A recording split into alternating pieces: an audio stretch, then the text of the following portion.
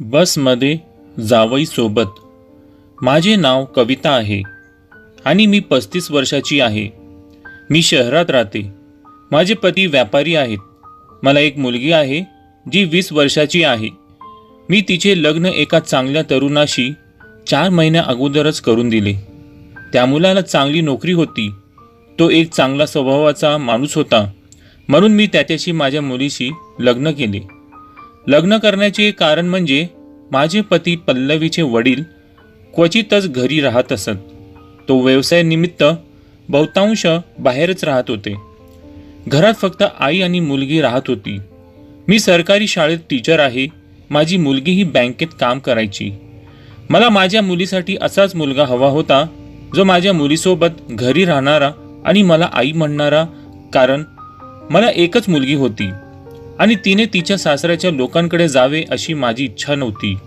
जेव्हा मी माझ्या मुलीशी नाते शोधत होते तेव्हा मला कोणीतरी सापडले. माझ्या नजरेत एक मुलगा आहे जो खूप चांगला कमावतो आणि चांगले कामही करतो.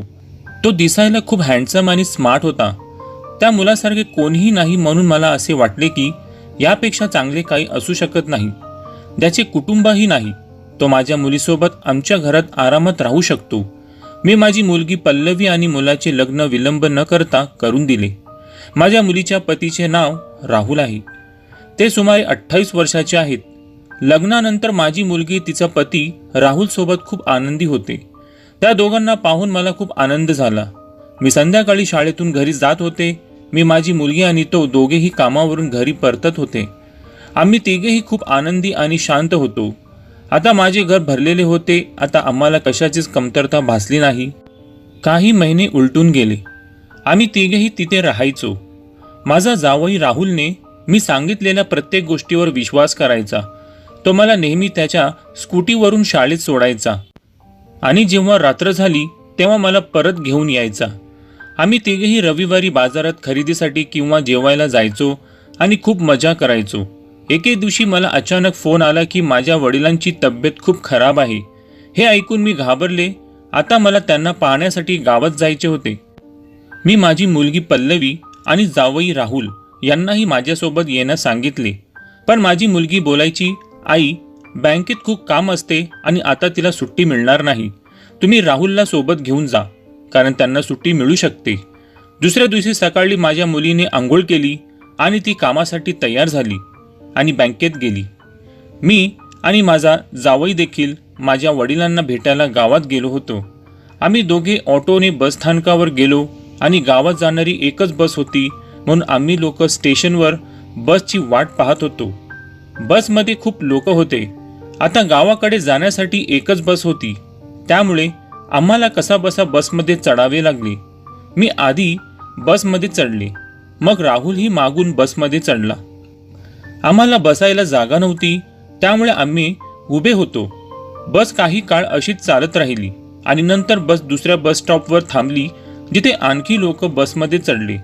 बसमध्ये खूप गर्दी झाली होती, पण मला गावी जाणे गरजेचे होते. बस पुन्हा चालू झाली. 5 मिनिटांनंतर मला वाटले की कोणीतरी मला पाठून चिपकून उभा आहे. मी मागे वळून पाहिले तर तो राहुल होता. जसजशी बस झटके मारत होती तसा राहुल मला पाठून चिटकत होता. असंच राहुल माझी मजा घेत होता, पण माझाही नाईलाज होता. बसमध्ये खूप गर्दी असल्याने मीही राहुलला काही बोलू शकले नाही. मग आम्ही आमच्या गावी पोचलो. तिथे पोचल्यानंतर मी माझ्या वडिलांना भेटले आणि आम्ही माझ्या बहिणीशीही बराच वेळ बोललो आणि दुसऱ्या दिवशी सकाळी घरी परतले. जानेवारीचा महिना होता आणि खूप थंडी होती. राहुल आणि मी दोघेही पुन्हा त्या बसमध्ये गर्दीला सामोरे गेलो. बस पुन्हा चालू झाली. 5 मिनिटांनंतर मला वाटले की कोणीतरी मला पाठून चिपकून उभा आहे. मी मागे वळून पाहिले तर तो राहुल होता. जसजशी बस झटके मारत होती तसा राहुल मला पाठून चिटकत होता. असंच राहुल माझी मजा घेत होता, पण माझाही नाईलाज होता, कारण बसमध्ये खूप गर्दी असल्याने मीही राहुलला काही बोलू शकले नाही. आणि मग आम्ही आमच्या घरी पोचलो. जानेवारीत खूप थंडी असते, त्यात वाढ झाली होती. परिणामी शाळा महिन्याच्या अखेरपर्यंत बंद ठेवण्यात आली होती. माझी मुलगी नेहमी कामावर असायची. ती एका बँकेत नोकरी करत होती. ती दररोज कामावर जात असे आणि घरात मी एकटीच असायची. रविवारी आम्ही सर्व घरी होतो. खूप थंडी होती म्हणून आम्ही फिरायलाही देखील बाहेर गेलो नाही आणि आपापल्या खोल्यांमध्ये होतो. मी काही वेळ माझ्या खोलीत बसले. मला भूक लागली होती म्हणून मी माझ्या खोलीतून बाहेर पडताच मला एक आवाज ऐकू आला. माझ्या मुलीच्या खोलीतून हा आवाज येत असल्याचे मला कळले. मी तिच्या खोलीजवळ गेल्यावर माझ्या जावयाचे माझ्या मुलीशी बोलणे मला ऐकू आले. काही कागदावर स्वाक्षरी करण्याचा प्रयत्न केला, पण माझी मुलगी म्हणाली, आत्ता ठेवा, मी ते वाचून त्यावर स्वाक्षरी करेन. तर राहुल म्हणाला, तुला माझ्यावर विश्वास नाही का? म्हणून माझ्या मुलीने न वाचता त्या कागदावर स्वाक्षरी केली. मी काहीच बोलले नाही आणि शांतपणे स्वयंपाकघरात गेले. एक ग्लास पाणी प्याली आणि मग माझ्या खोलीत गेली आणि टीव्ही पाहू लागली.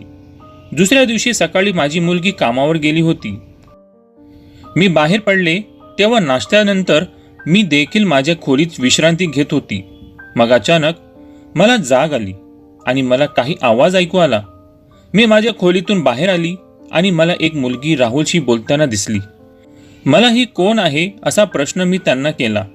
त्यामुळे ते म्हणू लागले की जर तुम्ही कामावर गेलात तर दिवसभर काम करून तुम्ही घरी थकून जाता, त्यामुळे मी तिला मोलकरीण म्हणून घरी आणले आहे. पण मी म्हटले, मला त्याची गरज नाही, मी घरी असते. पण जर मी काही काम केले नाही तर मला कंटाळा येईल, कारण त्या दिवशी शाळांना सुट्टी असते. राहुल म्हणाला आणि मग राहुल त्या मुलीच्या हातात काही कागद देऊन जाण्यास सांगतो. मी मुलीला थांबवले आणि तिला हा कागद कसला आहे ते दाखवायला सांगितले. त्यामुळे ती मुलगी घाबरली आणि मग ती तिथून पळून जाऊ लागली. मी तिला घाबरवले की मी पोलिसांना फोन करेन. घाबरलेल्या मुलीने तिला संपूर्ण घटना सांगितली. मी राहुलची पत्नी आहे आणि मी तुमच्या मुलीचे लग्न केवळ पैशासाठी राहुलशी झाले होते आणि त्याने हे घर हडपले. तुमच्या मुलीने मालमत्तेवर स्वाक्षरी केली आहे. जेव्हापासून तुम्ही या घराला तुमच्या मुलीचे नाव दिले तेव्हापासून आजपर्यंत राहुलच याच्या मागे होता, जेणेकरून ते ही मालमत्ता त्यांच्या स्वतःच्या नावावर करू शकतील. मग मी तिला बोलले की तू इतके दिवस कुठे होतीस आणि तू का आलीस? येथे मी त्या मुलीशी बोलत असताना तिथून राहुल कधीच पळून गेला हे मला कळलेच नाही. मी लगेच पोलिसांना बोलावले, पण राहुल तिथून पळून गेला होता. मग मी लेडीज पोलिसांना देखील बोलावून घेतले. त्या मुलीला अटक करण्यास सांगितले आणि मी त्या मुलीला म्हणजे त्याच्या पत्नीला देखील 2 दिवस तुरुंगात ठेवले, जेणेकरून कदाचित राहुल तिला वाचवण्यासाठी कधीतरी येईल. पण राहुल तिला वाचवायला आलाच नाही. मग माझी मुलगी म्हणाली की आई, यात त्या मुलीचा दोष नाही. चूक कुठे झाली हे मला माहीत नाही, पण आपण या मुलीला शिक्षा का देत आहोत? मी देखील विचार केला, होय, बरोबर बोलतेस, माझी मुलगी बरोबर आहे. त्यानंतर आम्ही त्या मुलीला तुरुंगातून मुक्त केले. तर मित्रांनो, ही छोटीशी कथा तुम्हाला हे शिकवते की कुठल्याही व्यक्तीला पूर्णपणे जाणून घेतल्याशिवाय विश्वास ठेवू नका.